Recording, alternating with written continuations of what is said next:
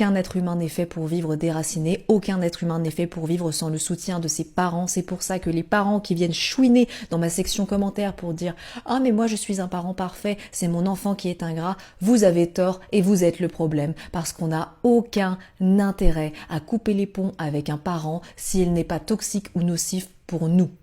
Se priver de ses parents, c'est se priver du soutien émotionnel, de la sécurité et de la stabilité qu'ils sont censés apporter. Donc, si votre enfant ne veut plus vous voir, c'est qu'il a pesé le pour et le contre. Il a pesé ce que vous lui apportiez contre ce que vous lui preniez et il s'est rendu compte que vous lui prenez beaucoup plus.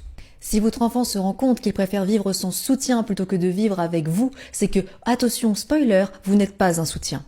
Donc si votre enfant a estimé qu'il avait plus à perdre à vous voir que de se retrouver seul dans un monde, sans repères, sans famille et sans soutien, c'est que vous êtes le problème.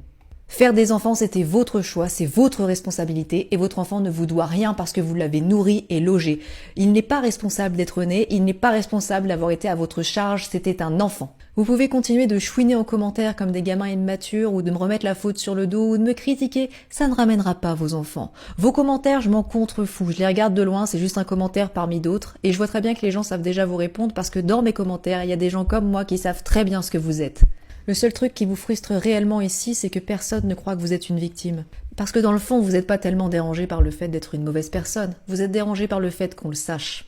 Vous n'êtes pas dérangé par le fait que votre enfant ne veuille plus vous voir, vous êtes dérangé par le fait de ne plus avoir de pouvoir sur lui. Pas une seule fois, vous avez parlé des émotions de vos enfants en commentaire. Tous vos commentaires étaient centrés sur vous, sur votre sensation d'abandon, sur votre pauvre situation de personne martyrisée, sur vos émotions, parce que vous ne pensez qu'à vous.